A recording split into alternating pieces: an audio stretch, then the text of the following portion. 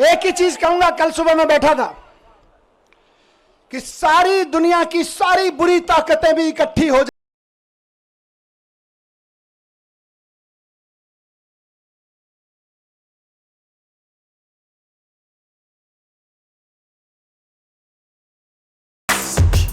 रंगला पंजाब जे बनाउणा ਉਹਦੇ ਵਾਸਤੇ ਸਿਹਤਮੰਦ ਪੰਜਾਬ ਪਹਿਲਾਂ ਚਾਹੀਦਾ। 96 ਤੋਂ 97% ਲੋਕ ਜਿਹੜੇ ਨੇ ਉਹ ਮੁਹੱਲਾ ਕਲੀਨਿਕਾਂ ਚੋਂ ਠੀਕ ਹੋ ਕੇ ਘਰੇ ਵਾਪਸ ਚਲੇ ਜਾਂਦੇ ਨੇ। ਸਰਕਾਰੀ ਹਸਪਤਾਲਾਂ ਤੇ ਬਰਡਨ ਬਹੁਤ ਘਟ ਗਿਆ।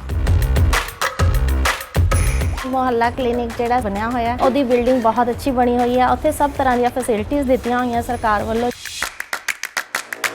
2 ਹਫ਼ਤੇ ਤੋਂ ਖੰਘ ਨੇ ਬਹੁਤ ਪਰੇਸ਼ਾਨ ਕਰਿਆ ਤੇ ਜੀ ਮੈਂ ਪਹਿਲਾਂ ਬਾਹਰ ਪ੍ਰਾਈਵੇਟ ਦਵਾਈ ਲੈਂਦਾ ਰਿਹਾ, ਫਿਰ ਇੱਥੇ ਆ ਕੇ ਲੱਤੀ ਜੀ, ਟੈਸਟ ਫ੍ਰੀ ਹੋਇਆ, ਇੱਥੋਂ ਮੈਂ ਠੀਕ ਹੋ ਗਿਆ। ਹੁਣ ਮੈਂ ਠੀਕ ਹਾਂ ਬਿਲਕੁਲ। शानदार मुहल्ला क्लिनिक है, सफाई है और डॉक्टर उन्होंने जी दवाई लिखनी है वो कंप्यूटर च ऐड कर देंगे ने, जिथे दवाई लैनी है उत्थे तक कंप्यूटर पहुँच जाती है। टोटल पेपरलैस है। ਮਾਨ ਸਾਹਿਬ ਨੇ ਬਹੁਤ ਵਧੀਆ ਉਪਰਾਲਾ ਕੀਤਾ, ਵਧੀਆ ਕੰਮ ਕਰਿਆ ਸਰਕਾਰ ਨੇ, ਗਰੀਬਾਂ ਦਾ ਭਲਾ ਕਰਤਾ। पंजाबी च कहा जाता है बाकी दे कम बाद च पहला सेहत जरूरी है। सो असी जो सौ चुकी तो पहले ही साडा विजन ये सीगा कि पंजाब दे विच हैल्थ टॉप क्लास दा इलाज होवे। सो एक मैडिकल हब दे रूप दे विच असी सोचा है और मैं कोई एहसान नहीं कर रहा तुहाडे ते, मेरा फर्ज है जी ये।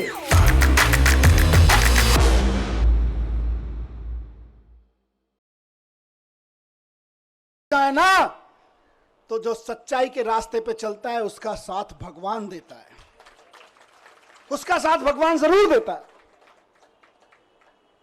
और ये आज बजरंगबली की कृपा है कि 17 महीने बाद सही लेकिन मैं आपके बीच हूं।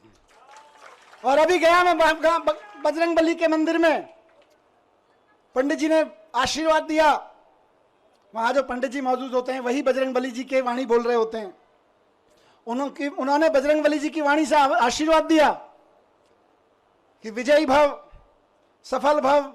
मैंने कहा जी एक ही सफलता का मंत्र है, दिल्ली के एक एक बच्चे के लिए शानदार स्कूल बना के देने हैं, यही हमारी सफलता है। और इसके लिए मैं कल से कह रहा था अपने साथियों से, हम तो रथ के घोड़े हैं, हमारा असली सारथी अभी जेल में बंद है, वो भी बाहर आ जाएगा। फिर उसके बाद हमको तो जहां हकेंगे हम हकेंगे, लेकिन हमारा असली सारथी अभी जेल में बंद है और जेल के ताले टूटेंगे, बहुत जल्दी छूट के आ जाएंगे। बहुत कृपा है अरविंद जी के ऊपर बजरंगबली की। आपको याद है ना, लंबे समय से बहुत सारे लोग साथ हैं, कितने शुगर का पेशेंट होने के बावजूद कितना लंबा लंबा फास्ट किया, केवल बजरंगबली जी की कृपा से। तमाम तरह के आरोप, इतने इतने आरोप लगाए झूठे झूठे, बच गए, निकल के आ गए केवल अरविंद जी बजरंगबली जी की कृपा से। और मैं समझता हूं भगवान की कृपा, बजरंगबली जी की कृपा हम पर कल हुई बाबा साहब के दिए हुए संविधान की बदौलत। बाबा साहब ने, जब ये मुकदमे की सुनवाई चल रही थी, मैं बहुत ध्यान से सुन रहा था, पढ़ रहा था, पूरी डिटेल ले रहा था वकील साहबों से। बाबा साहब ने 75 साल पहले, करीब 75 साल पहले अंदाजा लगा लिया था कि कभी कभी ऐसा भी होगा, हम लोकतंत्र का संविधान बना रहे हैं, लेकिन कभी कभी ऐसा भी होगा कि इस देश में तानाशाही ताकतें आके आतंकवादियों और ड्रग माफियाओं पर लगाए जाने वाले कानून को आम आदमी के ऊपर लगाएंगे, व्यापारियों के ऊपर लगाएंगे, विपक्षियों के ऊपर लगाएंगे। तो उस वक्त उन व्यापारियों को, उन आम आदमियों को, उन विपक्षियों को कौन बचाएगा? तो बाबा साहब ने पहले ही लाइन जोड़ दी थी, संविधान बचाएगा। यही भगवान की कृपा है। कौन बचाएगा उनको जब तानाशाह सरकार अपना जुल्म करेगी, एजेंसियों का दुरुपयोग, कानूनों का दुरुपयोग करेगी, जेलों का दुरुपयोग करेगी, तो कौन बचाएगा?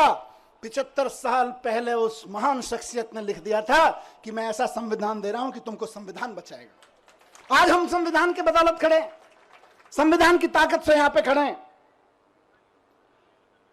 आज मैं शुक्रगुजार हूं देश के संविधान का, बाबा साहब का, और साथ साथ बहुत विनम्र निवेदन के साथ में माननीय सुप्रीम कोर्ट का, बहुत विनम्र सम्मान के साथ में माननीय सुप्रीम कोर्ट ने संविधान की दी हुई ताकत का इस्तेमाल करते हुए कल तानाशाही को कुचला, तानाशाही को कल गलत ठहराया। और आज देखिए मजे की बात, अब तो दुश्मन भी इस बात को मानने लगा है कि यार इन आम आदमी पार्टी वालों में कुछ तो मिट्टी है, जो 17 महीने 6 महीने जेल में रह जाते हैं इनके नेता, उसके बावजूद ना झुकते हैं ना टूटते हैं, किसी मिट्टी के तो बने हैं।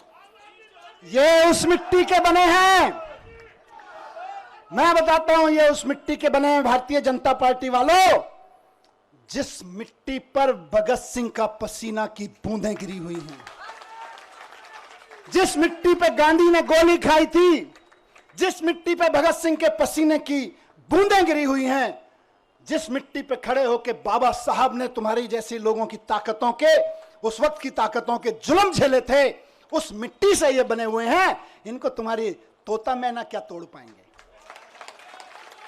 ये तुम्हारे सीबीआई और ईडी क्या तोड़ पाएंगे, इनको नहीं टूटे लोग। और मैं जेल में बैठा बैठा दुआएं करता रहा और सलाम करता रहा अपने एक एक साथी को कि यह है अरविंद केजरीवाल की मुट्ठी, यह है अरविंद केजरीवाल की फैमिली, यह है अरविंद केजरीवाल का कुनबा, जिसकी एक उंगली को भी हिम्मत से हिला नहीं पा रहे हो तुम लोग। वाह, फक्र था मुझे सब पे। आपने कहा ना कि आप आंसू बहाते थे बाहर, मैं कहता हूं मैं फक्र से सीना चौड़ा करके उस जेल की कोठरी में बैठा होता था अपने एक एक भाई पे के ऊपर, एक एक बहन के ऊपर। यह मेरी ताकत थी। जेल के अंधेरे, मैं कहूंगा कि जेल के अंधेरे में यह ताकत तो होती है कि वो तोड़ तो सकती है, लेकिन जिसके बाहर इतना प्यार, इतनी ताकत, इतना सम्मान। मैं कल से उतरा हूं, मुझे किसी ने बोला मनीष जी 17 महीने बाद आ रहे हो, 2 दिन के लिए रेस्ट पे चले जाना।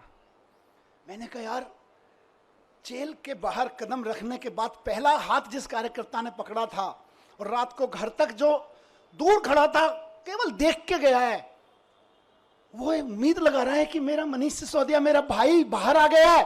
और मैं कहूं नहीं, मैं तो छुट्टी जा रहा हूं यार, नहीं, खून पसीना बहाने के लिए बाहर आया हूं, छुट्टियां मनाने के लिए नहीं।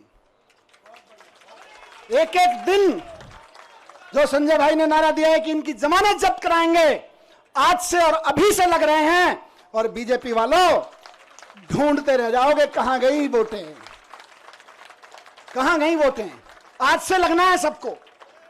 जो सुन रहे हैं सोशल मीडिया और मीडिया के माध्यम से, एक एक कार्यकर्ता साथी को कहना चाहता हूं, दिल्ली के एक एक नागरिक को, हरियाणा के एक एक नागरिक को, देश के एक एक नागरिक को कहना चाहता हूं कि इस तानाशाही के खिलाफ तो एक एक आदमी को वोट करना पड़ेगा। सवाल हमारा नहीं है।